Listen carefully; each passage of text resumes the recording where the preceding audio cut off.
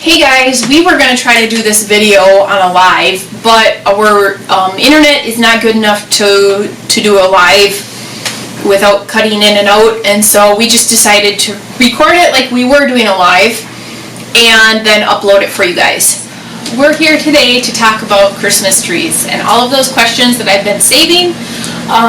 We are going to finally answer them today. We've been so busy getting the Christmas tree stand and everything set up that we have not really had time to actually sit down together without kids talking and everything and chiming in. So today is the first day that we have been able to do it. We are sitting in front of our Christmas tree, which we picked out last night, and so I thought this was the perfect time and place to do it. Owen has a list of them for me, and so he's going to read them off while we answer them. And I think I will start since it's on my mind. The first question that everybody's been asking is, where are you getting your Christmas trees from? So in previous videos you guys have seen us plant a few of the trees that we have, and we've only been on this property for 3.5 years now. So the big question is, where are we getting our trees from? And Owen, at his job, met a person who is a semi-retired, I would say, Christmas tree farmer. And he lives just down the road from us, like just a few miles away.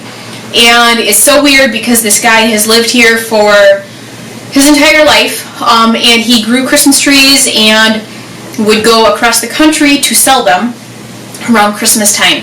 And he retired within the last 2 years, I think, of doing that. And he has taken us under his wing and shown us how to do everything. Shear them, or trim them, cut them, harvest bale, like everything. He's showing how to do wreath making, garland, the porch pots, pretty much everything he is willing to teach us, and he is a huge answer to prayer. And while our trees are getting to maturity, he is also letting us practice on his trees, and he is letting us go out and trim our own trees, cut our own trees, harvest them, and he's selling them to us at a wholesale cost. And so not only are we able to get locally grown Christmas trees from him, we are learning so much from him, and we are gaining the experience and the knowledge that we need, and he is totally willing to help us get this business going. So that has been a huge answer to prayer. Okay. So how many years does it take a tree to grow? A Christmas tree takes somewhere between 5 and 10 years to grow, depending on the variety. Pretty much closer to 8 is a good rule of thumb that you want to go by. It also depends on the type, the age of the tree that you're planting, and all of that. So when we planted a variety of ages so that we could kind of get ahead of where we are. We had to pay more for those trees because they're obviously older, and so we were able to cut down on that time just a little bit because we got older trees. But a good rule of thumb is about, 5 to 10 years, but if you shoot for 8, that's a good number. Is there an easy way to tell a difference between the species? Oh, well, yes and no. If you are just out and about and you're not doing this daily, differentiating between the furs can be hard. But if you are looking, okay, so we have balsam fir, Fraser fir, we have Canaan fir, we have white pine, and we had spruce last year. We did not have spruce this year. And the way to tell the difference, and those are like the popular trees in our area, the way to tell the difference is a fir will have softer, flexible needles, and they're just a little bit longer. Like they'll be somewhere between probably 1/2 to 3/4 of an inch to a little over an inch, and they're soft and they're flexible. If you compare this with a spruce, which kind of, I mean, if you're standing back, they kind of look similar. A spruce will have, and these needles are kind of flat. A spruce will have round needles, and they'll be short, and they will be sharp. So when you touch them, they'll be sharp. Spruce also lose their needles quicker, so that is one of the reasons why we don't have spruce this year, is we're saving spruce for our U-cut area. But anyway, so spruce will be short and pointy and more stiff. White pine are somewhere between 2 inches and 5 inches long, and they're like poofy. They kind of look like on one of the Dr. Seuss movies. Don't they have like those really soft looking like trees? The Lorex? I don't remember. But they're like really soft, like fluffy looking trees. That's what white pine look like. They have really long needles, and it looks just so fluffy, and they're like. And they made the need out of the trees? Is that? I don't have a clue. I don't remember. And then, so that's how you tell the difference between fir, a spruce, and a white pine. Cedar, which we don't have, cedar's not a big Christmas tree in this area, but cedar almost looks like, they're flat. It almost looks like a green lacy needle. So they're flat and like wider, and they kind of curve and everything. How many species do we have? Do we grow? Okay, right now we're just growing balsam and spruce. We're going to expand that in the next coming years. We do have white pine on our property, but they're wild white pine. They're not Christmas tree white pine, so they haven't been shaped or anything like that. The spruce will be for U-cut. The balsam, we have some planted for U-cut and some for our pre-cut section on the back part of our property. And then the white pine is scattered throughout. I would like to kind of venture and try some cedar. I don't know, in the movies they all look really cool, so it'd be fun to have some cedar as well. And there's a few others that I'd like to try, but our main trees that we'll be growing here will be some type of fir, probably some balsam. We might mix in some Canaan or something like that. Spruce for our U-cut area because people like spruce, and then white pine, and then any miscellaneous ones that I get the need to try. So what's the difference between natural and sheared? Okay, so a natural tree is going to have, this is lightly sheared, this tree is. A natural tree, the branches are going to be more sporadic and more random. This tree was lightly sheared, so the really long ones that grew were cut off. And a tightly sheared tree are like, I think they're more popular on the East Coast, but they're like in the shape of a cone. You see white pine, you see balsam tightly sheared too, and they look like a cone, and they are sheared a couple times a year, and they're very, very cone shaped. And so in this area, natural and lightly sheared are more popular, and I like natural and lightly sheared as well. And you can see here, like there's a few that are sticking out, but it's in general the shape of a cone. And then as the tighter of the shearing you get, the more tighter the shape of the cone is. How many trees can you fit on an acre? This one's you. I don't remember. Well, when we started planting, we were going to go 8 foot in between the trees. And we planted them with the backhoe of a tractor, the auger on the back of a tractor. So I missed the holes kind of, and I always shot for over. I think we could get about 400 or 500 on an acre.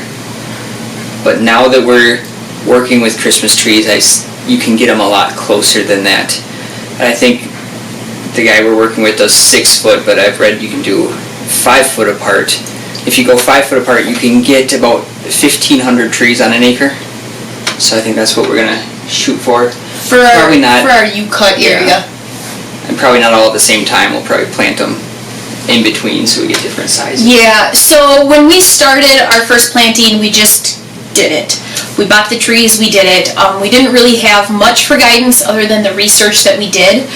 And so this winter and last winter, we went around to Christmas tree farms further away from here. There's really not any in this area. So we hit up the ones that are outside of our general area, and we found that people really love to go out and search for their ideal Christmas tree. And they, they see some small ones and some big ones, and it's very sporadic and random. I mean, they're in rows, but you'll see one that's 3 foot, and then one that's 8 foot, and one will be a white pine, one will be a balsam, and so it's very, I think people really like going out and hunting for that tree, where when we started, we did all the spruce in one section, and we did like the seedlings by size in each of those rows and all of that, and same for the balsam. And so I think that for the U-pick or the U-cut patch, we'll go and we'll start mixing in some other types of trees and some other ages of trees in there, so that people can really go out and like do the searching. But then on the back side of our property, I think it's a good idea to keep them separated by size more and species more, so that when we have to go cut, we know exactly what we're cutting, and we aren't spending hours searching for a white pine, an 8 foot white pine, if that's what we need up at front. Why are some trees painted green? Okay, so, there's various reasons why people spray trees. We don't spray any. Our white pine that we had gotten through our tree mentor were sprayed.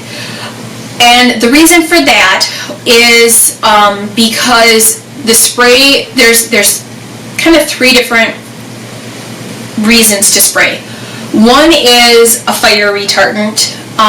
One is, and then there's certain areas that require you to do a fire retardant on your tree. And one is for color, like they have all different colors, and then some are green, and it's so that you could have like the perfect look. Our area, we're in the North Woods of Wisconsin, so that is totally not a thing here. Our white pine were sprayed, and the reason why they were sprayed is because it helps seal in the moisture. It's like a moisture barrier. And so because white pine lose their needles faster than other trees, not as quickly as spruce, but they do lose their needles faster. So the sealant is made so that it keeps the moisture in, so that they retain their needles longer. Where are our trees at? Well, first, do we grow our trees in the high tunnel? Oh, okay, so no, we don't grow our trees in the high tunnel. That's something we'd like to expand on in the future. Growing some seedlings so that we can get them larger in the high tunnel and then transplant them out. Or even, I'd like to try selling some live trees, for some live Christmas trees out of the high tunnel. But we don't grow anything in the high tunnel right now. And then where are our trees at? So where are our trees at? Okay, so we have trees planted in the back part of our land, and we have trees planted on the front in our U-cut patch, field patch, whatever it's called. But right now, because we've only been here for 3.5 years, and we just started planting, is it a year and a half ago now, I think? The trees we're actually getting are from our tree mentor, who lives just a few miles down the road. We are going out and we're helping him, and we're learning the ropes, and he's letting us shear and trim and cut, and that's where we're getting our trees from. How long should a Christmas tree last? In the house? In the house. I'd say a month. If it's a fresh cut tree, like ours are, you have a good month that it would last in the house. You want to make sure that it has water on it, or it always has water, and you want to make sure that you have a fresh cut one like this here. These are really flexible. It was cut on November 16th, and it's been sitting out in our lot since like 17th or 18th. And the needles are flexible. I'm able to sit and rub. It's not losing its needles. So it's still in really good shape. It'll last well through New Year's. But I would say you get a good month, maybe longer, depending on how you keep your tree or how well you maintain it inside. Heat also plays a role in that. We keep our house at 80, so they do lose their needles. They dry out a lot quicker because we keep our house so warm. If we were to lower it, it would last a lot longer. Do you add anything to the water? I really want to do an educated decision process on this. Growing up, we always used to add sugar to the water. And since we've started this, I've really been trying to research it. And Wisconsin Christmas tree growers say just cut the 1/4 inch off the bottom, 1/4 to a 1/2 inch, whatever, off of the bottom. Put it in water and just make sure it always has water. That's the best for it. I know there are some chemical additives that you can add to your water. Before I make a decision on that, I want to do a lot more research because it might be something that if it does make a big difference, will sell down in the stone coop, but I want to make an educated decision on that. So right now we're just doing water. And why should we use a real tree? Well, it's pretty. It's much prettier than a fake tree. And it smells really good. It smells amazing in here. But you know, if you're worried about the environment, if you're trying to use less, have less commercialized stuff, if you know, a real Christmas tree, not only is it great for the environment, like it's filtering the air, it's filtering the soil, it's a living plant. Not only is that a good reason, but fake Christmas tree is made probably in China out of plastic and metal, and in a few years when you get tired of it or you want to change or something breaks on it, it goes to the landfill and it's going to sit there for like the next 80 years. This will decompose, or you can use it for firewood, whatever. We feed ours to the goats, any leftover ones. Our goats, even the cows, like to munch on them. And so it gets recycled right back into the earth. And that's it. Okay. Anything else you want to add? Nope. Okay, that's it. Thanks for tuning in, guys, and we will see you next time. If we didn't answer a question that you had, we tried writing them down as they came in, but if we missed something or if this spurred a question, please leave it in the comments below and we will do our best to answer it. And yeah, thanks for tuning in. We'll see you guys next time.